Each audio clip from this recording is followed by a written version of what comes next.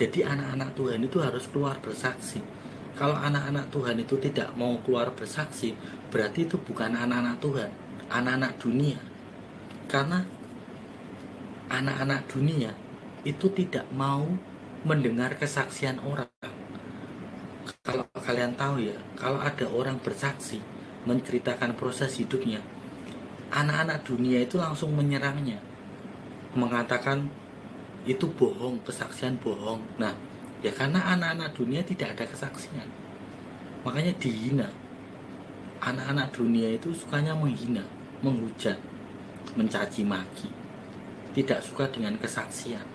Ya karena anak-anak dunia itu tidak ada kesaksian, namanya saja anak-anak dunia, serupa dengan dunia, ya pasti tidak ada kesaksian.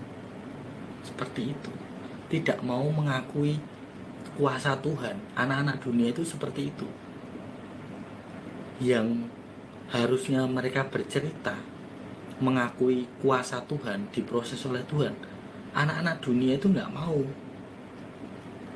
mengucapkan, berkata-kata, bersaksi, itu nggak mau, tidak mengakui kuasa Tuhan soalnya. Tapi kalau anak-anak Tuhan, ya pasti akan bersaksi, mengakui kuasa Tuhan. Makanya kalau ada yang mengaku anak-anak Tuhan, terus ditanya, mana kesaksianmu? Mereka hanya diam. Itu bukan anak-anak Tuhan. Mereka adalah anak-anak dunia, tidak mau mengakui kuasa Tuhan. Kalau anak-anak Tuhan, diproses Tuhan, mengakui kuasa Tuhan.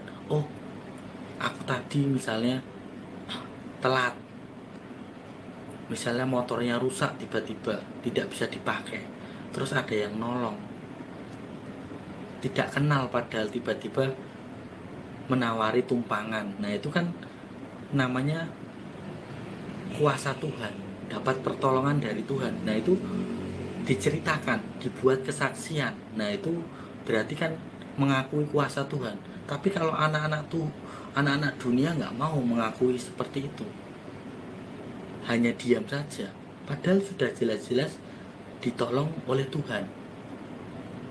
Tidak mau mereka mengakui kuasa Tuhan. Namanya saja anak-anak dunia kan sombong, angkuh, merasa oh hidupku sudah benar, hidupku sudah pasti ditolong Tuhan. Tapi tidak mau mereka bersaksi, tidak mau mereka mengakui kuasa Tuhan, itu tidak mau. Ya karena merasa dirinya benar, ya pasti aku akan ditolong oleh Tuhan. Nah seperti itu. Nah terus anak-anak dunia itu mengakui bahwa dia itu seolah-olah sudah menguasai firman Tuhan. Disitulah letak kelemahannya. Dikiranya kalau sudah menguasai firman Tuhan, tidak mau bersaksi, tidak mau bercerita. Istilahnya ya, firman Tuhan ya mereka sudah kuasai, sudah merasa pintar. Nah seperti itu. Giliran ditanya bersaksi, nggak ada kesaksian. Lah mana kesaksianmu? Katanya menguasai firman Tuhan. Mana kesaksianmu diproses Tuhan itu bagaimana? Diam mereka, terdiam, nggak ada kesaksian. Harusnya kan kalau sudah menguasai firman Tuhan kan memberi contoh, sudah diproses Tuhan, memberi kesaksian, menceritakan kesaksian. Harusnya seperti itu kan, mengakunya kan menguasai firman Tuhan. Tapi giliran ditanya kesaksianmu mana, nggak ada, terdiam mereka. Nah bagaimana ditahu bahwa mereka adalah anak-anak Tuhan? Kesaksian saja nggak punya, padahal mengakunya anak-anak Tuhan, mengakunya sudah kuasai firman dari Kejadian sampai Wahyu katakanlah.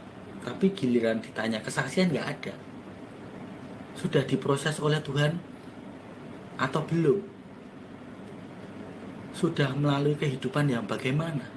Tidak ada mereka berbicara kesaksian, nggak ada. Nah itulah anak-anak dunia itu seperti itu, merasa dirinya paling benar lah, paling menguasai firman Tuhan lah. Tapi giliran ditanya kesaksianmu mana, diam mereka, 1000 bahasa. seolah-olah mereka tidak mengakui kuasa Tuhan yang sudah mereka lalui, mereka lewati. Seperti itu. Anak-anak Tuhan ya bersaksi, namanya saja mengakui kuasa Tuhan. Setiap hari diproses Tuhan, setiap minggu, setiap bulan, setiap tahun mengalami kebangkitan iman. Nah, anak-anak Tuhan kan seperti itu. Beda dengan anak-anak dunia, tidak mengalami kebangkitan iman. Tahun kemarin menghujat, tahun ini mengatakan sesat, tahun depan mengatakan halusinasi.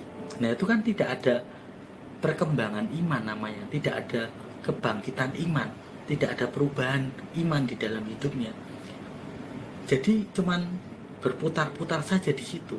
Tahun kemarin menghujat, tahun ini menghina, tahun depan mengatakan halusinasi, sesat. Itu kan tidak ada perubahan sama sekali. Hanya stuck di situ saja, diam di situ saja. Anak-anak dunia kan seperti itu. Beda dengan anak-anak Tuhan. Setiap hari, setiap minggu, setiap bulan pasti ada kesaksian, pasti ada mimpi dan penglihatan. Kan semuanya sudah tertulis. Roh Tuhan itu sudah tercurah kepada anak-anaknya untuk punya mimpi, penglihatan, untuk bersaksi. Itu sudah ada. Anak-anak dunia tidak ada seperti itu. Bedanya sangat terlihat. Antara gandum sama ilalang itu sudah terlihat, nampak sangat jelas. Anak-anak dunia itu tidak ada kesaksian. Anak-anak Tuhan ya pasti bersaksi.